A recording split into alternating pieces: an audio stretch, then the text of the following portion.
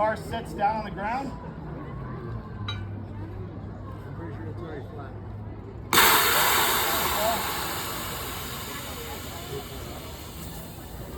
So now that the suspension has been pulled out of the car is sitting firmly on top of the wood. Chris will take the windows out of the car.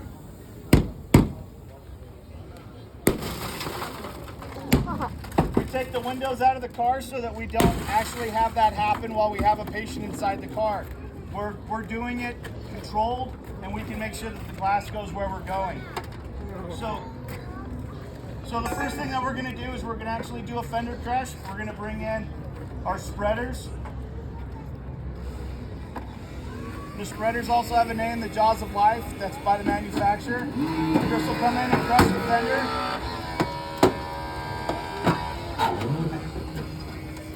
He does this procedure so that we can get access to the two hinges of the door. The two hinges of the door, you can see, are exposed now that fender has been crushed back. Amber will go in and cut the top two hinges.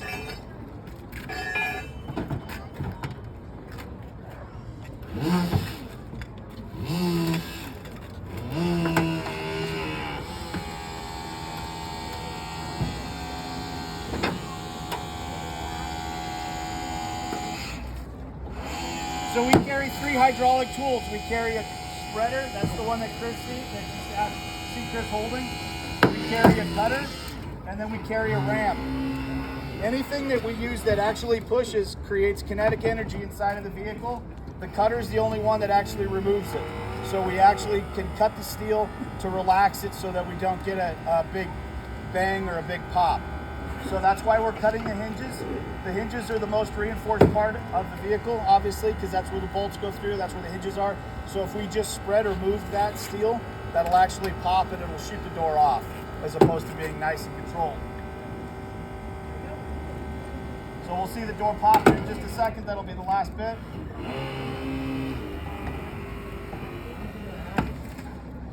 Did you get that? There'll be that hurricane clip.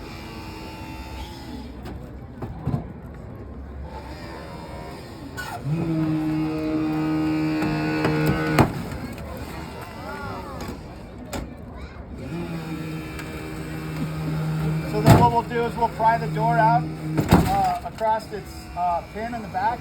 There's either a nadir pin or a nadir hoop, and that's the part that the door actually latches onto.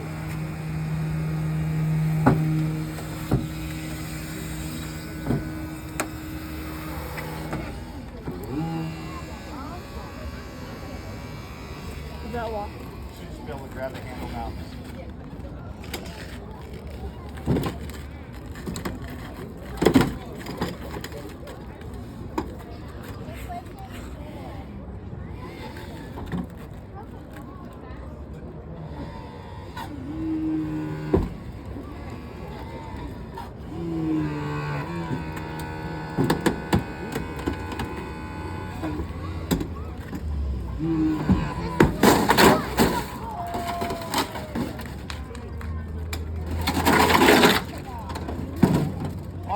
So if that wasn't enough space to get our occupant out, the next thing that we would do is actually attack the B post. So as we look at the car, the part that has the windshield, that's our A post. The next one back where the seatbelt is our B post. So Amber will look in the B post and make sure that we don't have any actuators for airbags or seatbelt pretensioners. Those are gas struts or explosives that are inside of the vehicle that actually will tighten up the seatbelt or shoot off an airbag. As soon as we can make sure that none of that's happening, they'll go in and they'll cut the two hinges and they'll make the same procedure to take off the back door, which then exposes the entire B post for removal.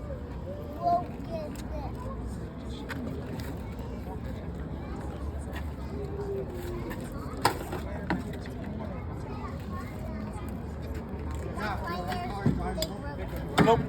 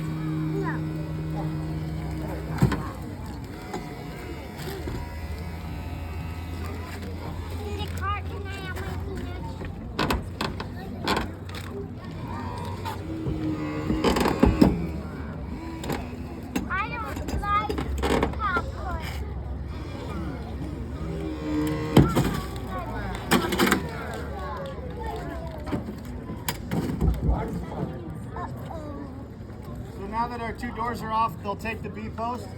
They'll start at the top of the B post.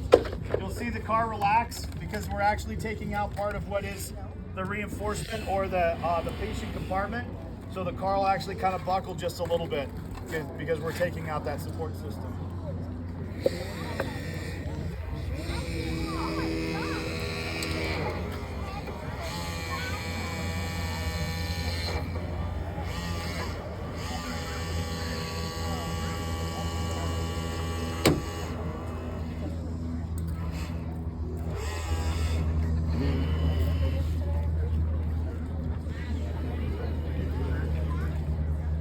Now they're cracking the car.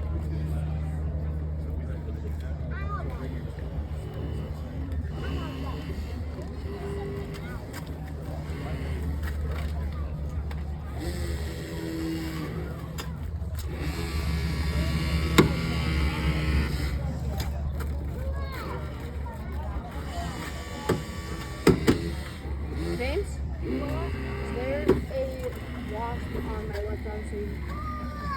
I'm scared to move. No. Okay. Well, I saw one.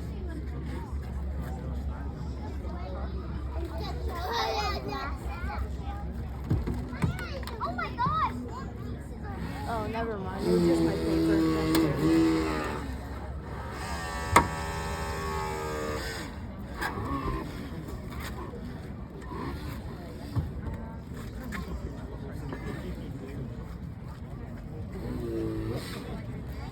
So it's shifting into the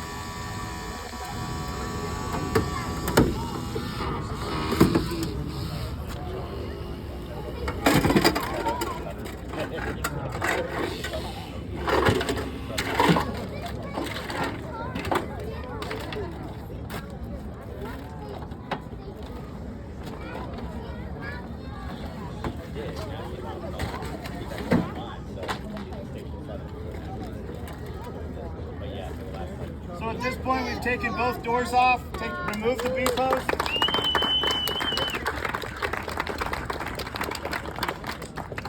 The next option would be if we still needed to make more space, we would take the roof off. If that wasn't enough space, what we can actually do is we would actually push the dash up. So we would make a cut along the windshield.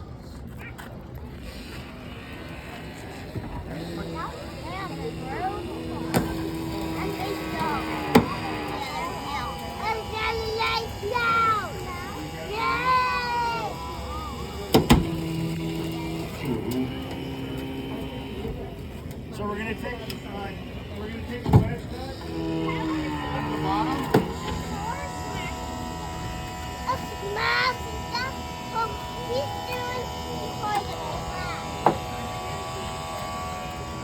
Look at his dog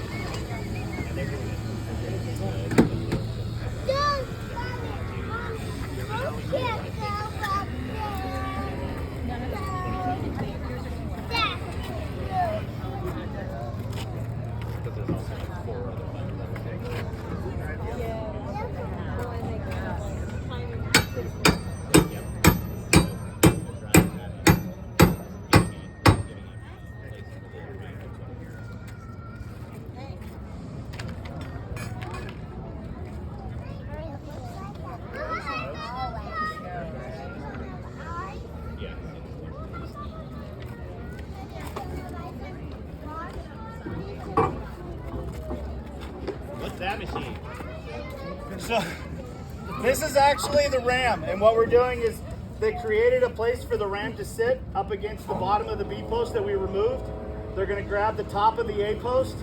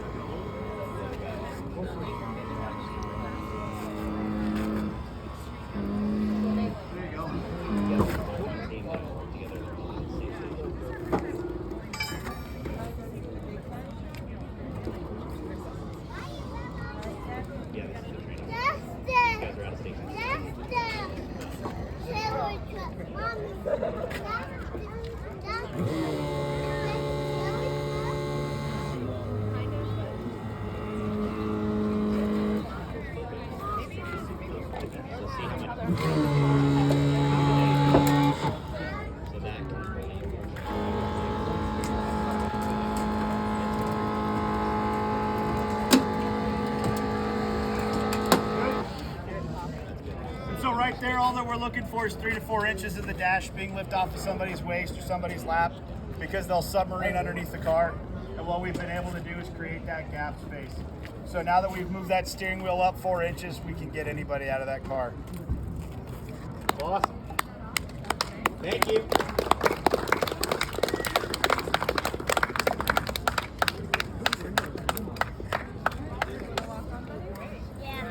That's it, guys.